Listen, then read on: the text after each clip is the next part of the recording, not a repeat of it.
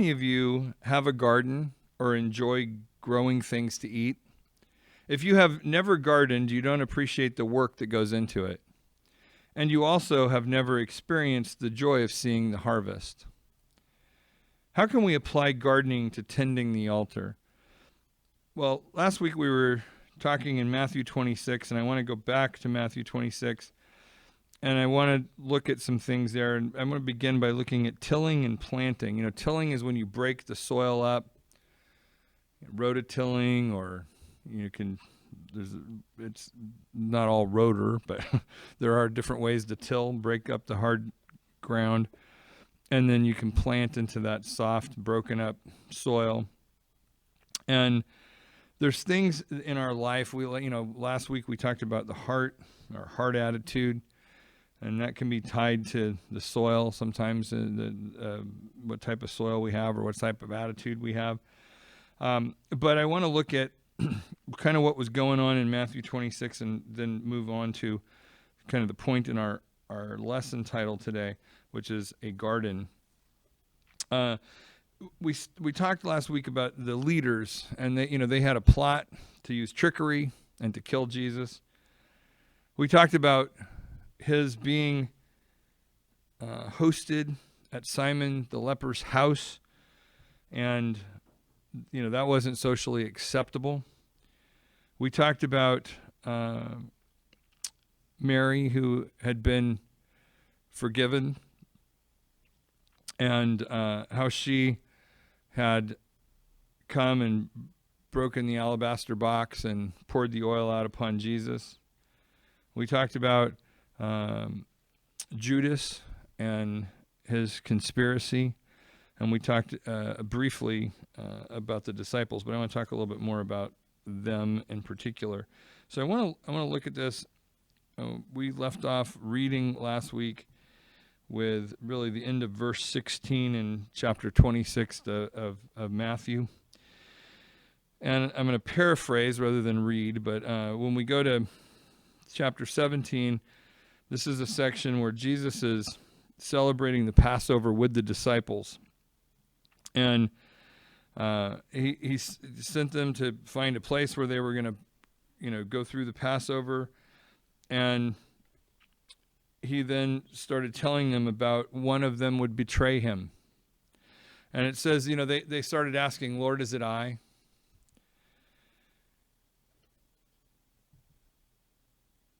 Am I the one that's going to betray you?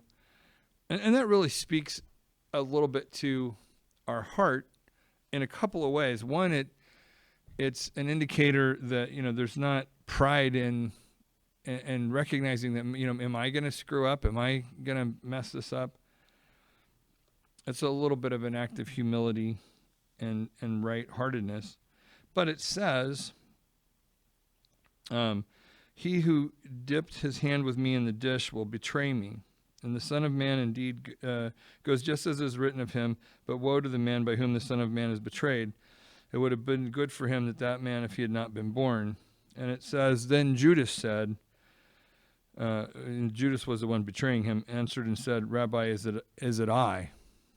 Well, Judas already knew it was him. And he said to him, you have said it. So, what I want you to understand is that when we talked about dipping the sop and all the different things that are covered here, Judas was given the opportunity for forgiveness. And Jesus was here with, quote, his friends, right? He was there with his disciples. He was there with his friends, but he was also there with a conspirator, a liar, the one that would betray him, and one that would betray him in that he even said, is it I, like the others had said, when he knew full well it was him. Again, trying to use trickery and deceit and appear to be something that you're not. And I want you to look at this in the light of tilling and planting. When you break up the hollow or the fallow ground, when you break up the hard ground and you get it workable and pliable, and you plant the seeds and you start creating a garden, you're looking to grow something. You're looking for a crop. My dad used to say, it's not good if you sow wild oats and then pray for a crop failure, meaning you don't want to suffer the consequences of the way you're living.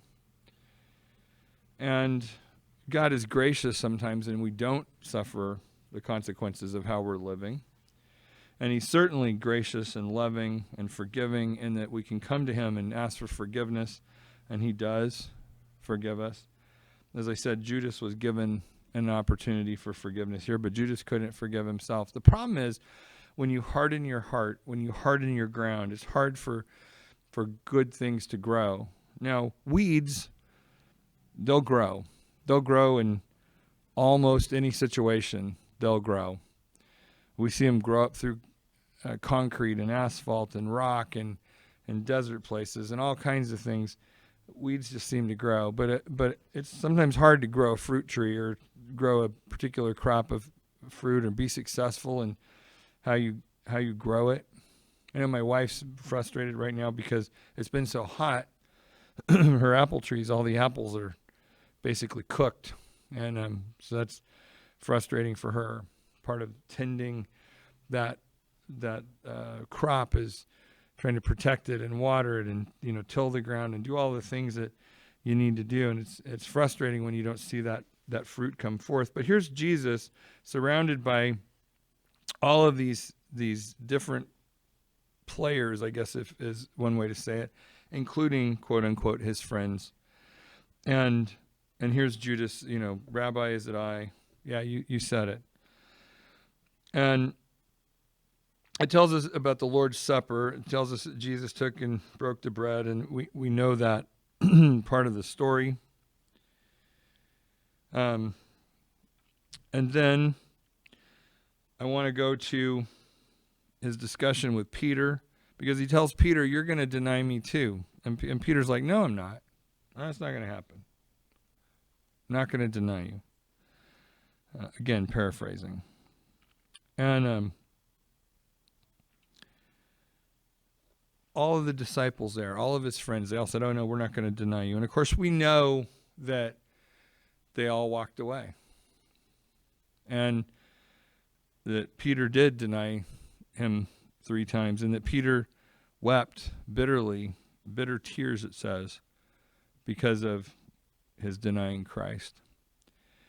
So that's part of the tilling and planting side of the garden. In other words, you're going to get what you plant. If you plant tomatoes, don't expect to get corn. By the same token, if you plant corn, don't expect to get squash. Probably not going to happen. And if you don't tend your garden, if you don't take care of breaking it up, the hard ground, if you don't plant the seed, if you don't water, if you don't do those things, then you're not going to probably get a crop at all.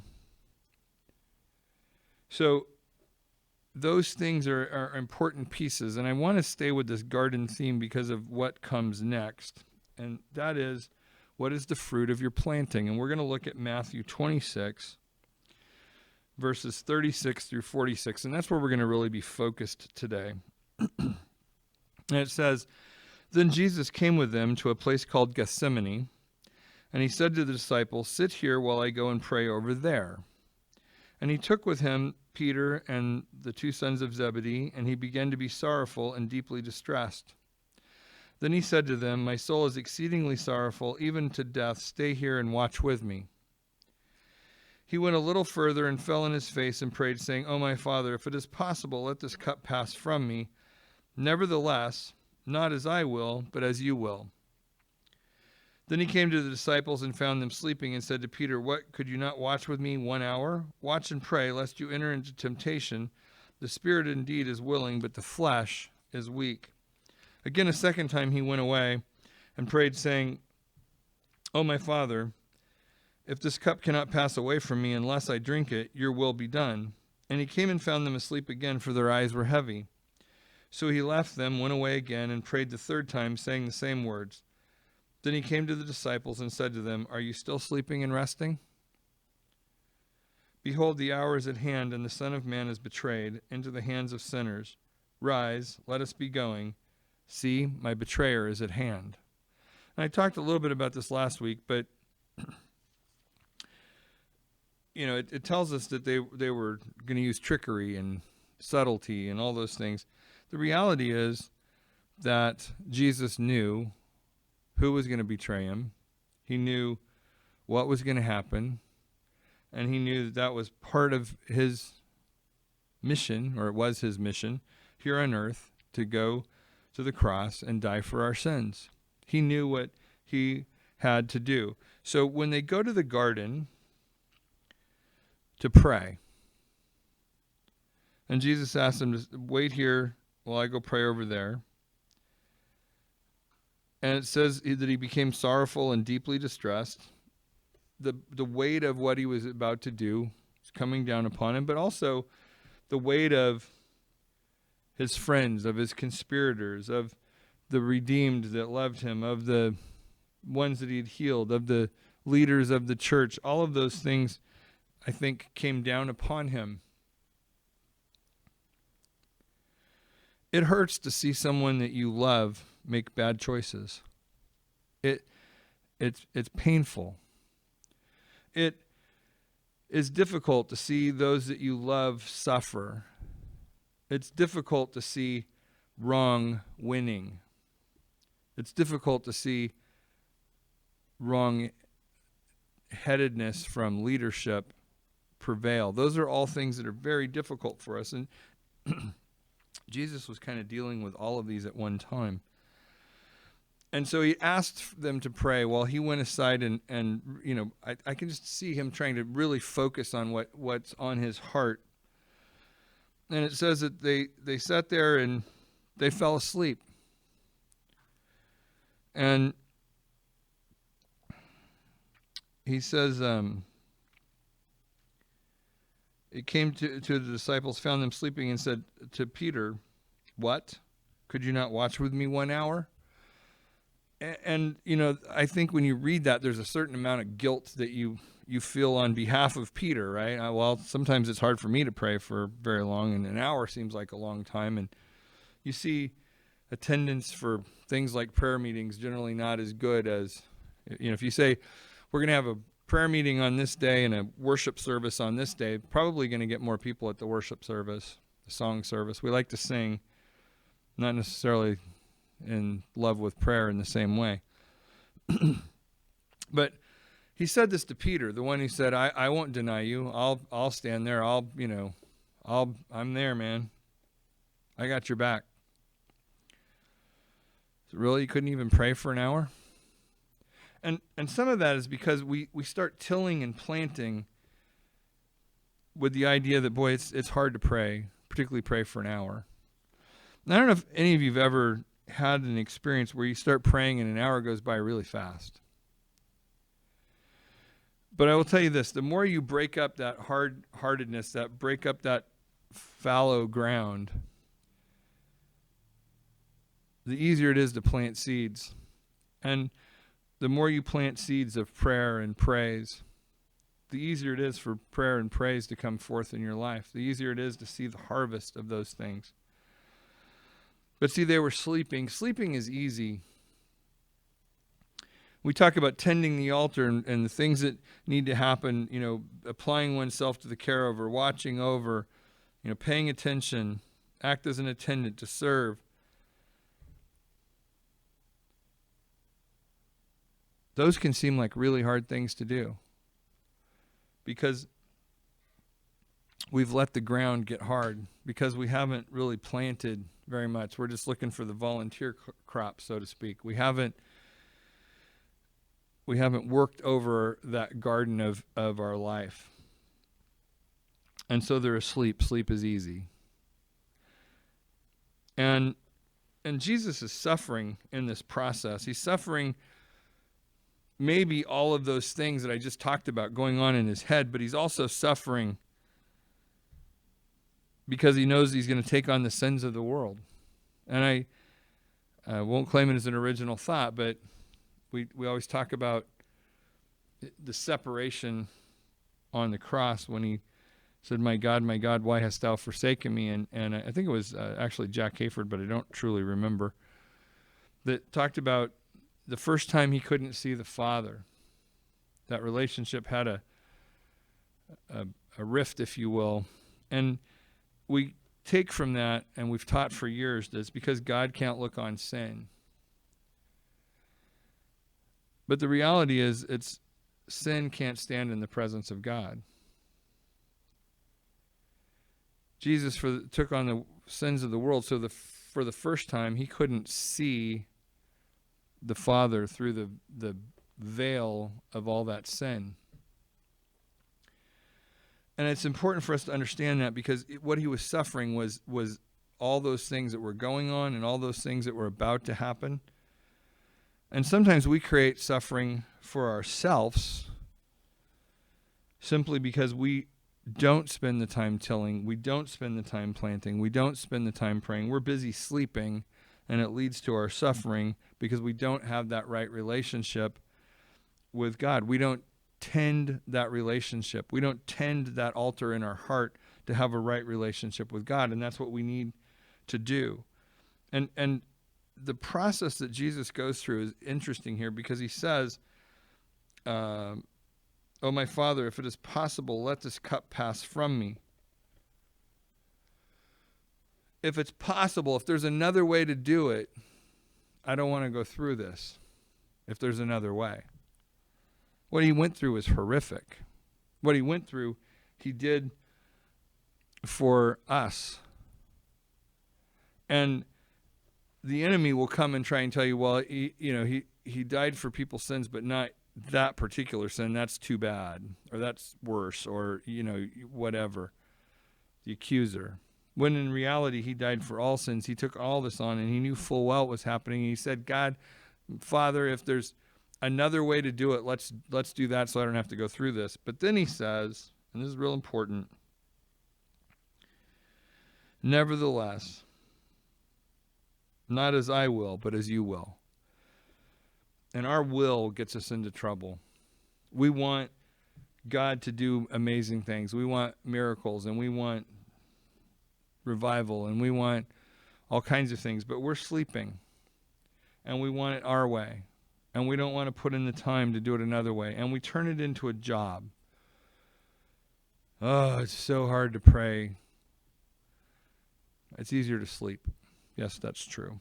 But when we begin to seek after God, when we begin to pour the oil from the alabaster box of our life on him, and when we begin to have that right heart towards him, when we begin to praise him, we begin to live for him, then we open up knowing. And see, that's what Jesus had in the garden. He was knowing. He knew what God wanted.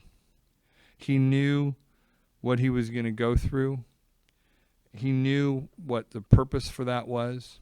He knew the whole thing. And sometimes I wish I knew what God was doing. I wish I knew what God had in store. Or it's great if we wish we knew, but have we put any time into the garden? Have we done any tilling? Have we done any planting? Have we done any watering? Or have we just been sleeping? What are we doing to know God? What are we doing to know God's will? What are we doing to bring our will in subjection to his will? Not my will, but thine be done. That's what he said. And when he comes to the disciples and finds them sleeping, "Could you not watch with me 1 hour? Watch and pray." Watch and pray. You want to know what God's doing? Watch and pray. You want to see God move? Watch and pray. "Lest you enter into temptation." What's the temptation? The temptation is to sleep. The temptation is to slough off. The temptation is to let little things happen. The temptation is to not keep seeking after God. The temptation is to give in to my anger. The temptation is to give in to my selfishness, my narcissism. Then he says, and you hear this quoted oftentimes, "The spirit is indeed willing, but the flesh is weak." The spirit's willing, but the flesh is weak. But that also tells us what's running the show. Is the Spirit running the show, or is the flesh? Well, the flesh. If that's my solution, the Spirit is willing but the flesh is weak, then the weak is running the show. I need to make sure the Spirit is running the show. I need to put time into the Spirit.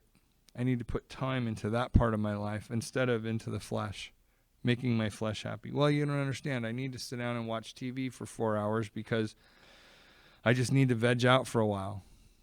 Well, I'll tell you what. I'll give you a 2-for-1 trade. Instead of 4 hours of TV, do 2 hours of prayer and 2 hours of rest. Leave the TV off.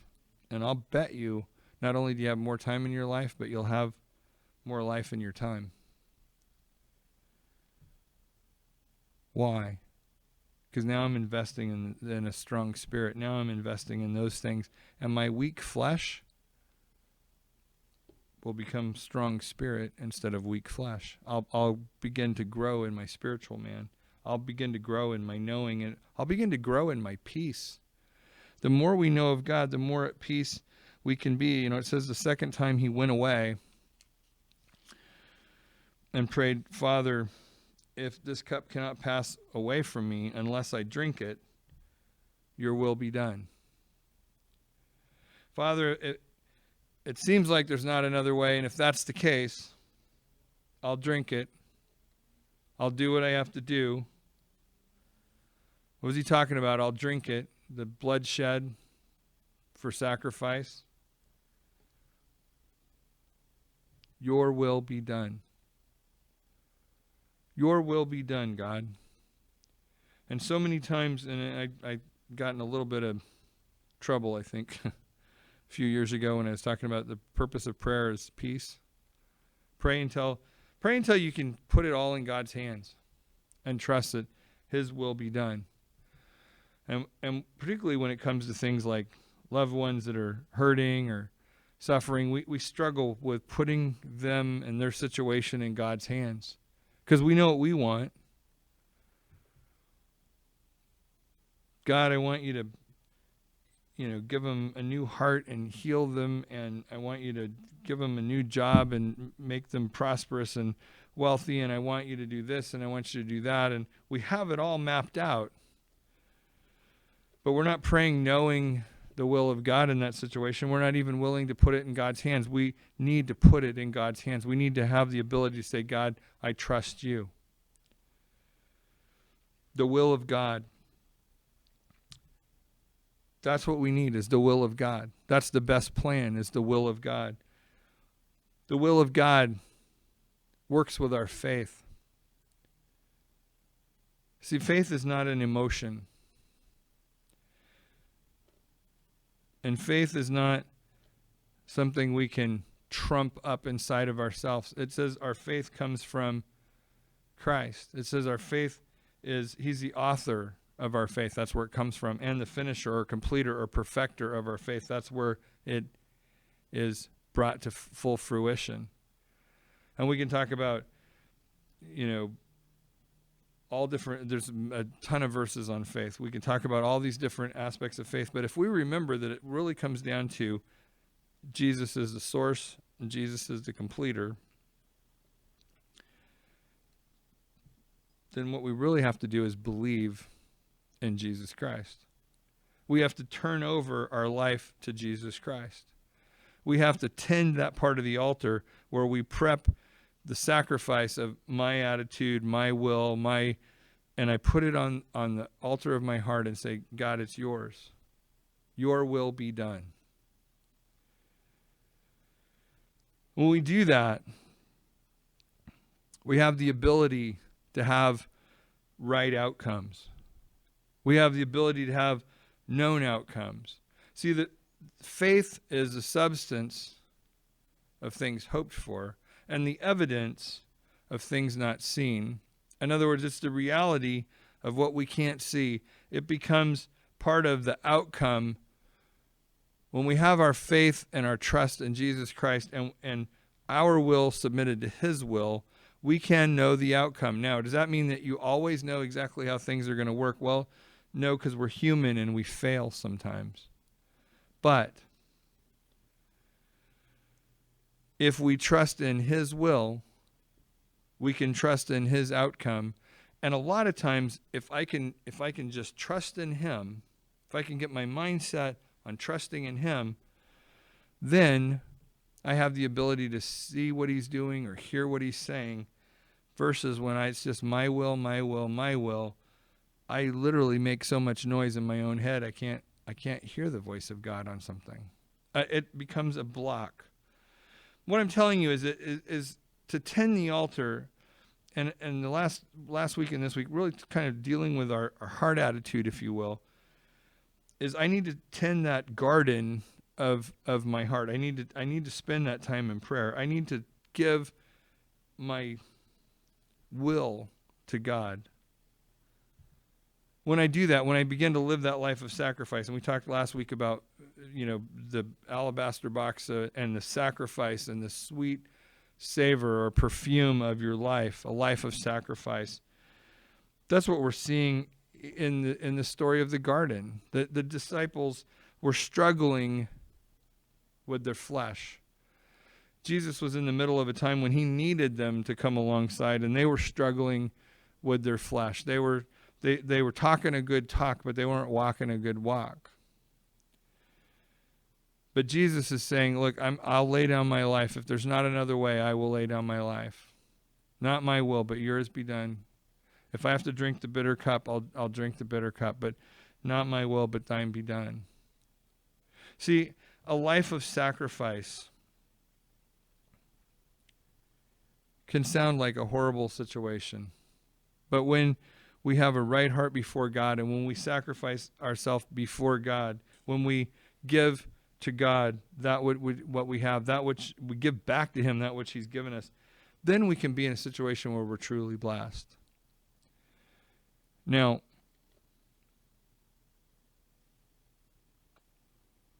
Jesus had to go through a whole bunch of stuff after this before he ultimately went and died on the cross. But he also won the greatest victory. He also paid the price for all mankind. He paid with his life. It was a huge expense, if you will. But he's the victor. He's the victory. He's the peace. He's the answer. And we have the ability to be blessed in our walk with him, come what may, when we simply are able to put our trust in him, and when we can put aside our need to sleep, and we can begin to spend the time tilling and planting in prayer. I've had the privilege of being around a number of phenomenal ministers who've had amazing ministry, whether it's healing or salvations or whatever. But I can tell you this. All of them have a common trait, and that is the time they spend in prayer. That is the time they spend tending that garden, tending the altar of their heart in prayer. And so this morning, I would encourage you to begin to spend some time in the garden. Spend some time in prayer. Don't make it a chore. I have to go to do the garden. I've done gardening growing up, and it's work. You go out there and pull weeds and pick the crop and do all the different things that have to be done, but it's also very rewarding. And if you make it work, your garden will probably have weeds and not a very good crop. If you make it something you enjoy, if you make it part of who you are, if you make it a hobby or whatever you want to call it, that you get pleasure from. There's also something about going and digging up the soil and smelling the fresh earth and all those things that can be really very calming and therapeutic. Jesus in Genesis set Adam to tend the garden. When we make it a habit of enjoying and doing those things, when we make it prayer a part of our life that's not a chore, but it's a joy. I get to pray. I get to talk with God. When we start to do those things and stop trying to push my will and my agenda, but instead your will, your plan be handled, God, then not only do we see the blessings, but we see the other areas where God wants to expand our lives and our ministry, and it's worth it. So as we're tending the altar today, I would encourage you to take some time to spend in the garden and let him touch your heart. And that's it for this week.